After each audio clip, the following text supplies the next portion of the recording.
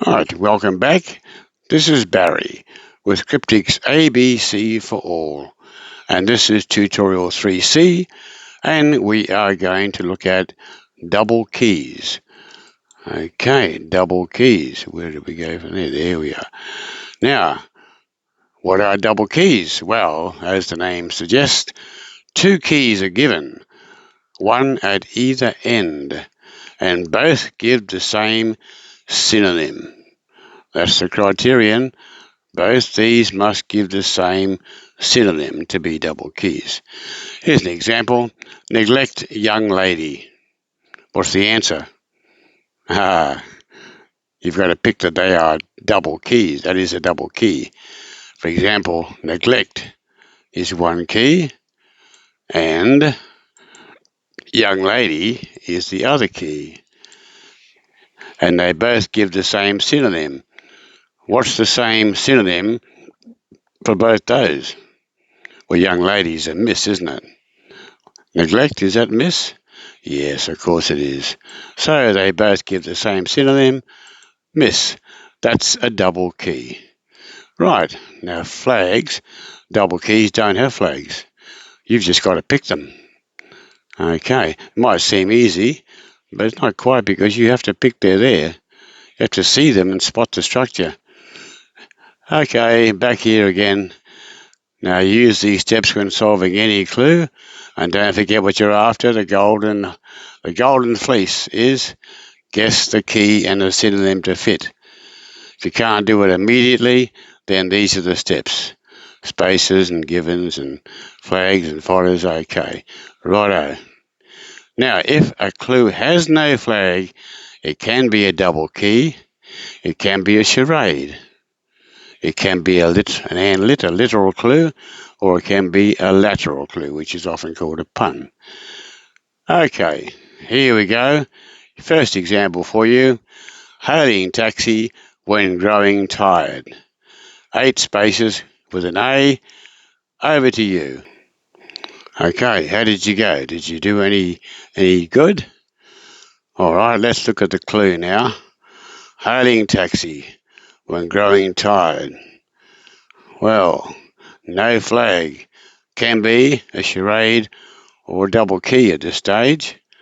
So, can we find followers or keys or what have you? Hailing taxi. If you're hailing a taxi, that's a present participle. So the answer, you would think, would have to be a present participle. That's an ing word. If that is a key, underline that, it may be.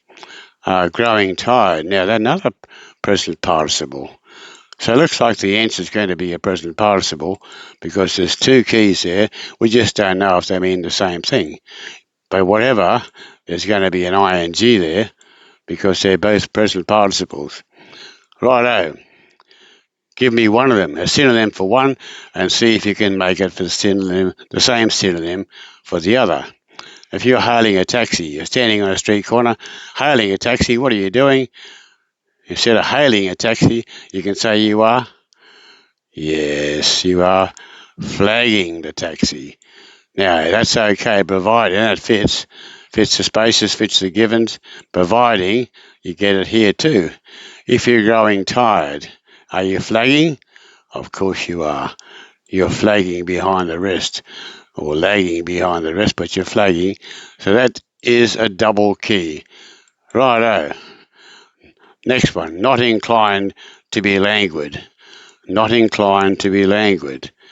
8 spaces with an S. Over to you. Okay.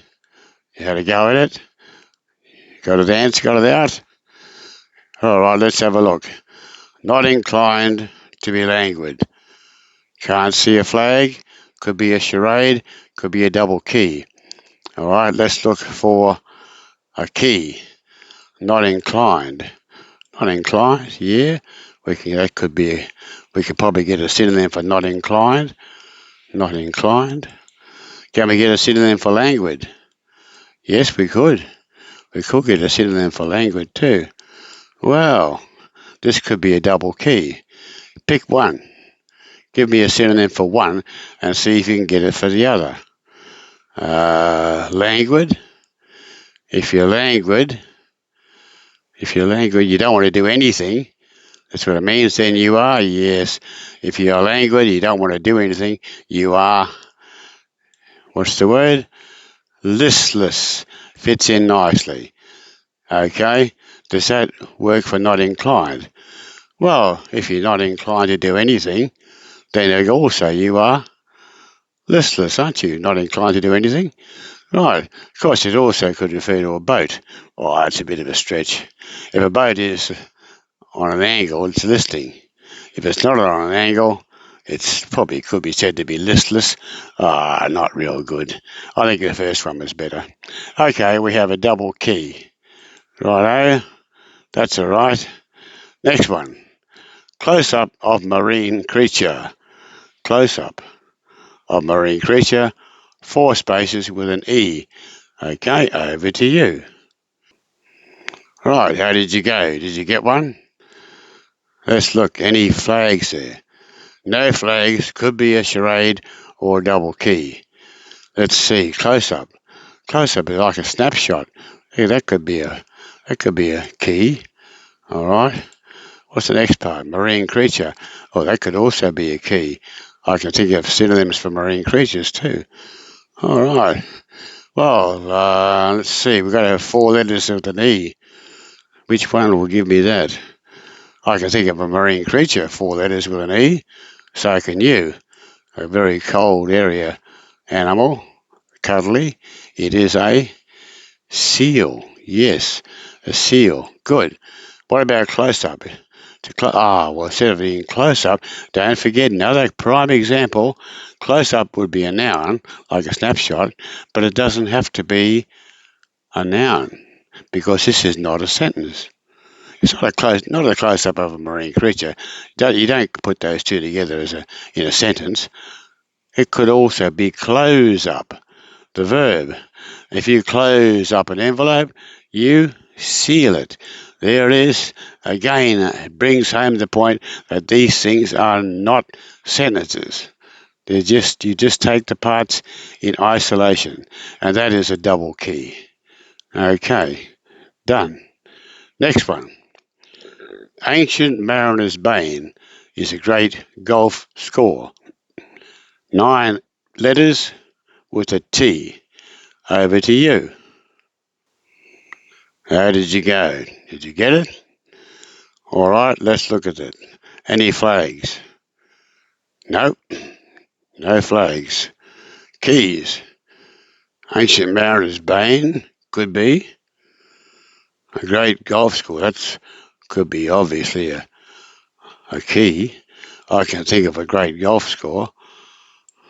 There's several great golf scores. I mean, you get a birdie, it's 1 less than par. That's a good one, but that doesn't fit. Eagle doesn't fit. That's 2 less than par. What about a 3 less than par? What's that? 3 less than par is an albatross, and that fits in. I'm happy with that because it fits the spaces and the givens. So I'm going with that. Here we go. Albatross. Right, now, what about Ancient Mariner's Bane? How does that fit in?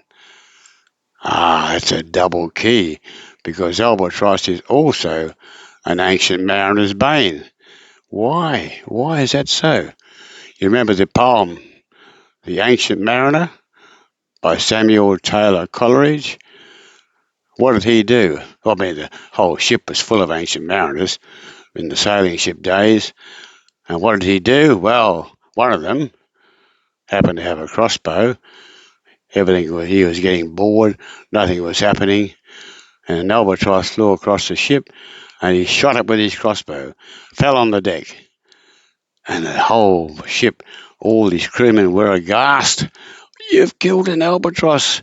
That's a curse. So, what do they do? This particular ancient mariner, that's why it's apostrophe S, a single, is this particular mariner. Otherwise, if it was mariners, the whole ship, it'd be apostrophe after the S, wouldn't it? So this is one ancient mariner. the bane of one ancient mariner who did the shooting. What they did, they hung the albatross around his neck and said to the gods, in effect, "This is the bloke that did this. We didn't do it. Please don't curse the ship." It didn't work, of course. The ship was cursed, and it became becalmed. And they all got very thirsty. And remember the lines in the poem was water, water everywhere, nor any drop to drink. Water, water everywhere, and all the boards did shrink. I might have those lines back to front, but that's the two lines. Okay, there it is. Double key. Sorry about the story, but that's what springs to mind. Double key. Right. Next one, last one. Trying places for dates. Trying places for dates. 6 letters with an R. Over to you. Okay, how did you go? Let's look at it. Let's look at the clue now. Trying places for dates. Well, we have any no flag, so it could be a charade or it could be a double key. Trying places. Trying places like a desert. We're very trying, right? Or Arctic or the Himalayas or something like that. Trying places. Dates. Dates, something like romantic evenings or, of course, could also be dates from a palm tree, all those things. All right, let's see if we can get the same synonym from both. Right. Trying places. I've seen a few, we've said a few trying places. What about dates? Romantic evenings. Of course, again, these are nouns here. I mean, trying places is noun anyway. You can't change that to a verb. Trying places are trying places. Unless it's trying the verb and places the noun. Could be that too. Dates. Now, dates need not necessarily be a noun. Needn't be a romantic evening. Needn't be dates you get on a tree. It could be the act of dating. Dates. Dates. If someone dates somebody in the old days, what do they call that? When a man dates a woman, over a period of time, he is said to. Yes, he said to court her. So dates is courts. I picked that because it fitted in. Dates is courts. Right, now is that trying places? Of course it is. Trying places where a judge tries you. They are courts. Yes, there it is. We have a double key, and that's the end of that. We approve. The answer is courts. Now, do exercise 3.1 to 3.5. They're all on the ones you've just done. Okay? I hope you enjoyed that. Good on you.